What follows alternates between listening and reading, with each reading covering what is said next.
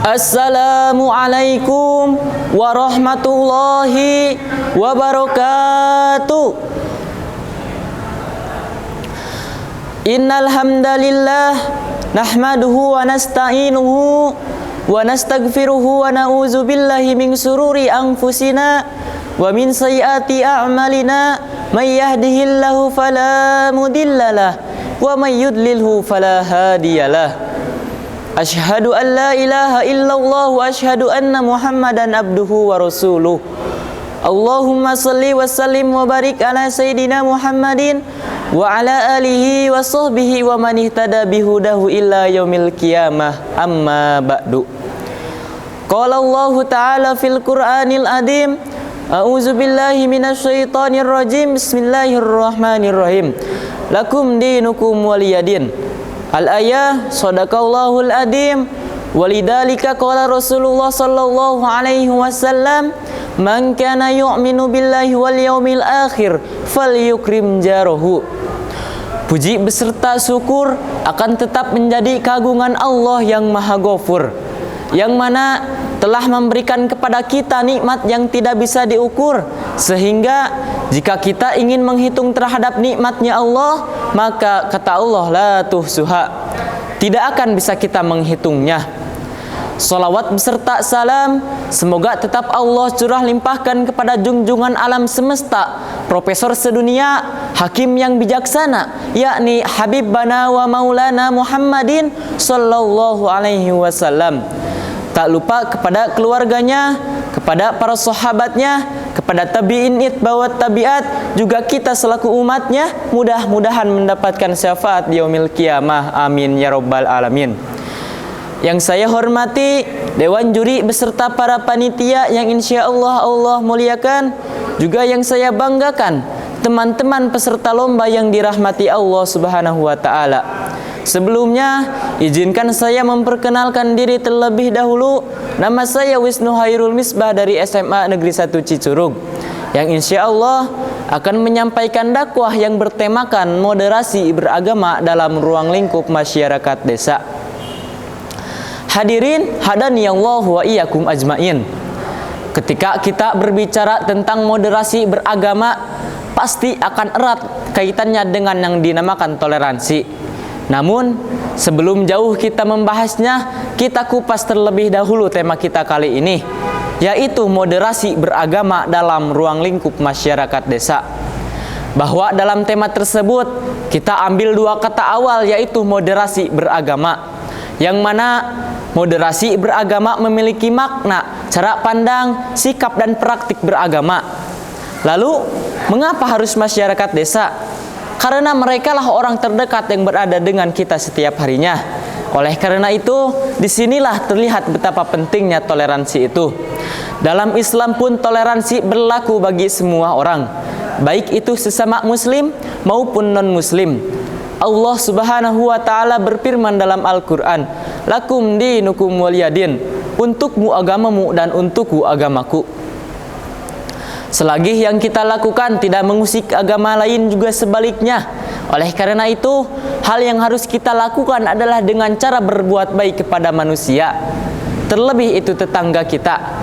Karena Rasulullah pun adalah orang yang menjunjung tinggi keharmonisan antar tetangganya.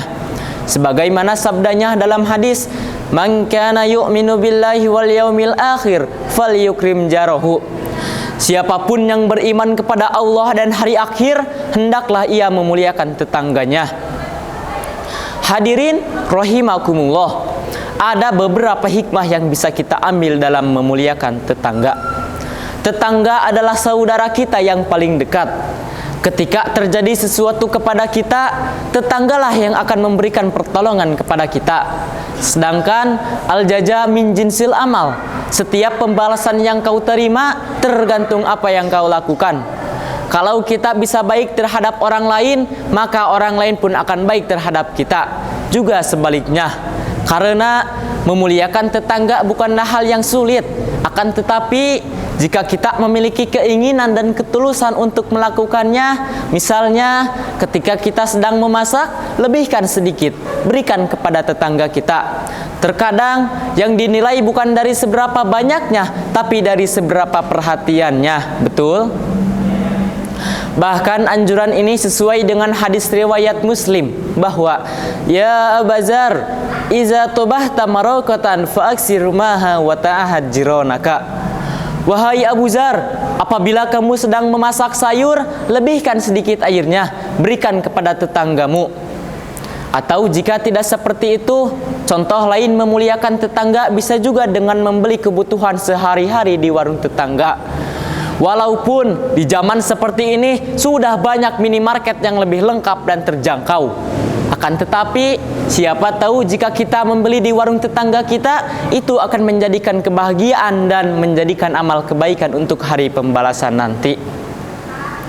Hadirin yang berbahagia, tak hanya dalam hal itu saja, sikap dan perilaku kita juga sangat penting dalam moderasi beragama. Seperti menghargai pendapat, juga saling menghormati antar sesama. Jangan sampai karena adanya perbedaan keyakinan membuat kita malas untuk menghormati tetangga, membuat kita enggan untuk membantu tetangga, selagi yang kita bantu tidak melanggar syariat Islam.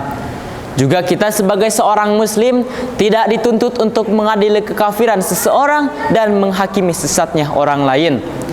Allah Subhanahu wa taala berfirman dalam Al-Qur'an surah Al-Hajj ayat 68. A'udzu billahi minasyaitonir rajim. Bismillahirrahmanirrahim. Wala in jadaluka faqulillahi a'lamu bima ta'malun. Sesungguhnya jika mereka membantah, katakanlah Allah lebih mengetahui apa yang kalian kerjakan. Sahabat sekalian, dalam sebuah kisah diriwayatkan oleh Imam Bukhari bahwa suatu ketika ada jenazah orang Yahudi yang melintas di depan baginda Nabi dan para sahabat. Seketika baginda Nabi langsung turun dan berdiri. Lalu salah seorang sahabat berkata, "Mengapa engkau berhenti ya Rasulullah? Padahal itu jenazah orang Yahudi." Kemudian Rasulullah pun berkata, "Bukankah dia juga manusia?" Subhanallah.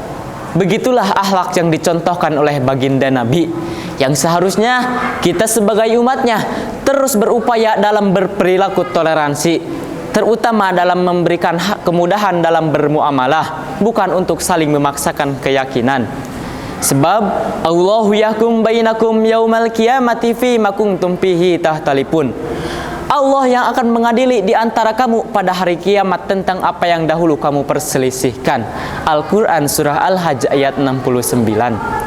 Hadirin, dengan toleransi akan menumbuhkan nilai positif, yaitu menjalin ukhuwah persatuan dan kesatuan, menciptakan keharmonisan masyarakat, menimbulkan sikap saling menghormati antar sesama, dan tentunya menciptakan rasa aman, tentram, dan damai.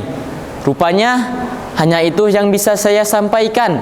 Mudah-mudahan apa yang saya sampaikan dapat diimplementasikan dalam kehidupan sehari-hari. Unzur maqala wala tangzur man qala. Wassalamualaikum warahmatullahi wabarakatuh.